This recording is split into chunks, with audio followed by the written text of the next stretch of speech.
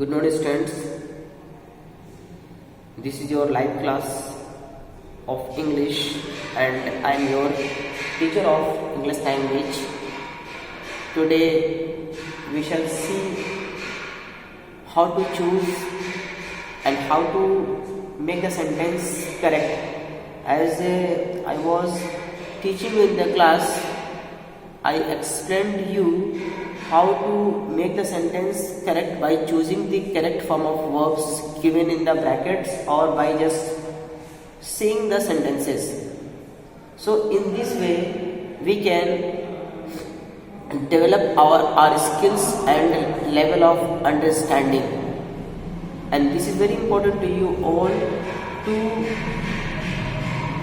see the sentence and try to find out first of all what type of tense is it, and then try to identify whether it is written correctly or incorrectly. So let us see.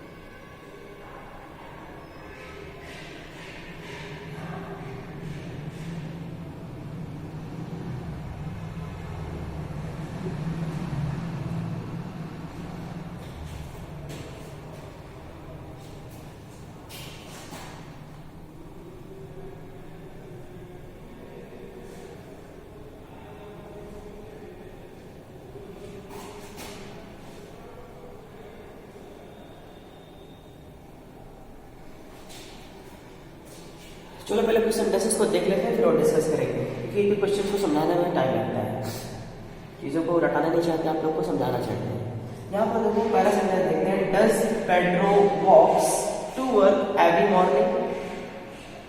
और मैंने कई बार आपको बताया है कि every के साथ अगर कोई वर्ड लिखा हुआ है तो वो सेंटेंस आपका प्रेजेंट इंडेफिनिट बन जाएगा।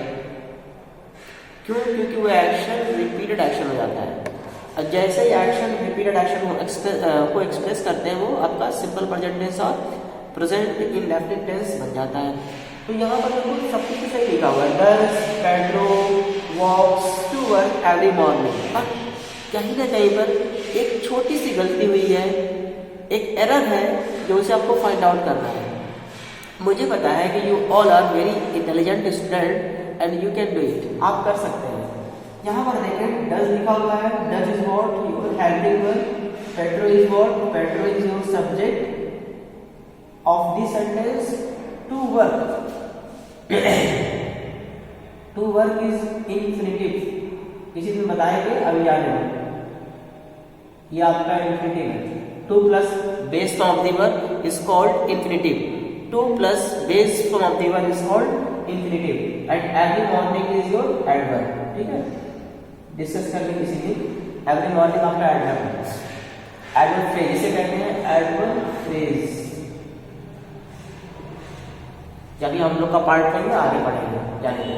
यहाँ पर ये आपकी क्या है, वॉक, वॉक आपकी वर्ब, वॉक आपकी वर्ब। सेंटेंस इंटरोगेटिव है, द सेंटेंस इज इंटरोगेटिव।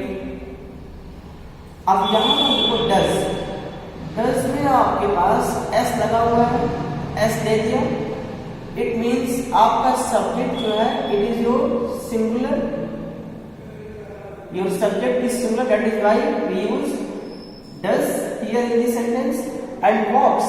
अब यहां पर देखिए WALKS वॉक्स, यहां पर भी एस लगा दिया, वर्ब में भी एस लगा रहा है और हेल्पिंग वर्ब में भी एस लगा रहा है। This is not the rule of the simple present tense.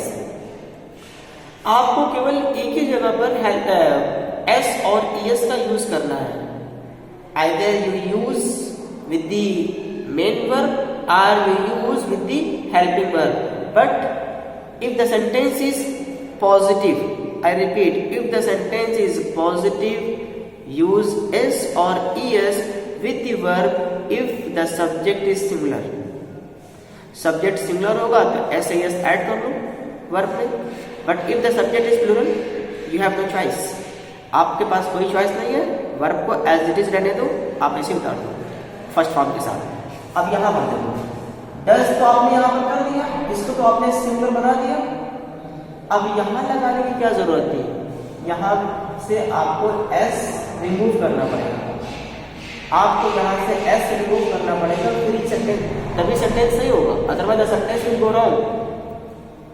Okay, चलो अगला सेंटेंस देखते हैं। What are you talking about, सारी चीजों को देखते हैं। What are you talking about, ये आपका इंटरोगेटिव वर्ड है, ठीक है। आपके पास आर दिया हुआ है, आपके पास यू है, ये आपका सब्जेक्ट है, टॉकिंग आपकी वर्ब है, वर्ब में आपकी ये मेन वर्ब है और आर आपकी क्या है, हेल्पिंग वर्ब है। कॉम्बिनेशन सही है, यू आपका प्लूरल होता है, उसके साथ आर लगा हुआ है, आईएनजी फॉर्म में दिया हुआ है, अबाउट आपका क्या है, प्रेपोजिशन है, ठीक है। I am not understanding you, this is your object, I is your subject, and is your helping verb, and not is your negation of adverb of negation, इसे adverb कहते हैं, बाद में पढ़ लेंगे। बस ये adverb होता है, ठीक है। इसमें पूरा मैं अभी आप लोग को नहीं पढ़ाएंगे, 8th या 9th में जाओगे तभी पढ़ाएंगे, ठीक है। इस पर पूरा लेक्चर है, पूरा एक्सप्लेन करेंगे इसमें। Understand is your verb. अब the problem is that and is your helping verb and understand is your main verb, and we all know that कि helping verb दो ही जगह पर पॉसिबल है। वीडियो को बहुत अच्छे से आराम से देखिएगा कि इसमें एक्सप्लेन करने की पूरी कोशिश कर रहा हूँ। हेल्पिंग वर्ब का यूज दो ही कंडीशन में हो सकता है, या तो इसका यूज आप कर लो परफेक्ट स्टेट में, अगर सेंटेंस क्या है, पॉजिटिव सेंटेंस क्या है, पॉजिटिव। मैं पॉजिटिव सेंटेंस के बारे में बात कर रहा हूं, पॉजिटिव सेंटेंस। नेगेटिव मान लो, उससे कोई फर्क नहीं पड़ता है, पॉजिटिव हो या नेगेटिव, अब इसको हम रूल में नहीं मानते हैं, ठीक है।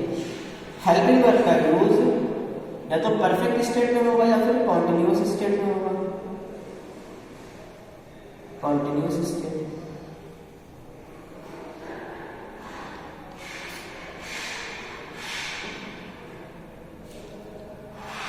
इंडेफिनिट स्टेट में होगा कौन सी हेल्पिंग वर्ब, मैं बी की बात कर रहा हूं। यहां पर देखिए कौन सी हेल्पिंग वर्ब, बी। बी जब हेल्पिंग वर्ब की तरह यूज होती है तो इसका यूज तो हम परफेक्ट स्टेट में करेंगे या फिर कॉन्टिन्यूअस स्टेट में करेंगे। देखते हैं, यहाँ पर हमारे पास हेल्पिंग वर्ब है, ये हेल्पिंग वर्ब क्या दी हुई है, एम, और एम किसकी फॉर्म है, बी की फॉर्म है, एम बी की फॉर्म है। तो आपने ये बताया कि ये स्टेटमेंट कॉन्टिन्यूअस में जाना चाहिए। आप कहोगे सर जी यहाँ पर गलत लिखा हुआ है, ये स्टेटमेंट कॉन्टिन्यूअस में जाना चाहिए। I am not understanding you, तो डियर स्टूडेंट आपको बता दूं कि अंडरस्टैंड एक स्टैटिक वर्ब है। अंडरस्टैंड जो है यहाँ पर लिख देता हूँ,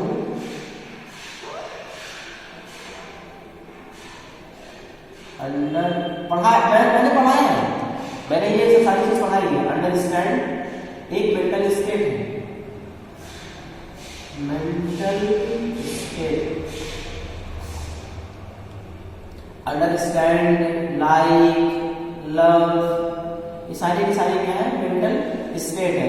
इनका कॉन्टिन्यूअस होता नहीं है, ये कॉन्टिन्यूअस नहीं जाएंगे, सेंटेंस गलत लिखा हुआ है, आपको यहाँ से बी की फॉर्म रिमूव करनी पड़ेगी, आपको यहाँ से बी की फॉर्म रिमूव करनी पड़ेगी तभी सेंटेंस सही होगा।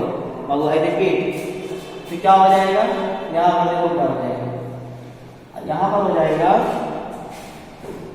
फर्स्ट फॉर्म का, तो इसको निगेटिव में कन्वर्ट कर दो, निगेटिव में कन्वर्ट करोगे तो हो जाएगा I do not understand you, I do not understand you या I don't understand you. I hope आप लोग को समझ में आ गया होगा। Let us see the third question. चलो यहाँ पर क्या हुआ, डिड एक हेल्पिंग वर्ब होती है, कोई दिक्कत नहीं है, यू आपका है सब्जेक्ट, फिनिश आपकी वर्ब है, योर वर्ब आपका ये पूरा का पूरा क्या होगा, ऑब्जेक्ट। डिड, क्या आप सभी लोग को पता है डिड कौन सी फॉर्म है, सेकंड फॉर्म होती है, सभी को पता है, डू की सेकंड फॉर्म डिड होती है। अच्छा, फिनिश की सेकंड फॉर्म फिनिश्ड होती है, सेकंड फॉर्म यहाँ पर, सेकंड फॉर्म यहाँ पर, it is not possible to write like this using to second form of verbs. Two second form of verbs cannot be used in a single sentence. Single sentence में दो verb की second form का use नहीं कर सकते, sentence गलत लिखा हुआ है। यहाँ पर अगर आपने एक बार सेकंड फॉर्म का यूज कर दिया तो यहाँ से आपको सेकंड फॉर्म हटाना पड़ेगा, लिखना पड़ेगा did you finish your homework. I repeat, बहुत से बच्चे इसको सही नहीं करते हैं, फिनिश कर देते हैं, गलत है वो गलत नहीं लिखना, फिनिश यहाँ पर नहीं आएगा बेटा, यहाँ पर आएगा finish. Did you finish your homework, अब सेंटेंस से सही हो गया। आई होप आप लोग को समझ में आ गया होगा, कोई कंफ्यूजन अगर होगा तो मुझसे पूछ लीजिएगा, मैं बता दूंगा। और स्टार्ट कर दो पढ़ना, start revising all the chapters, all the subjects, because the examination is very near, very close to be conducted. Okay, thank you so much for watching this video.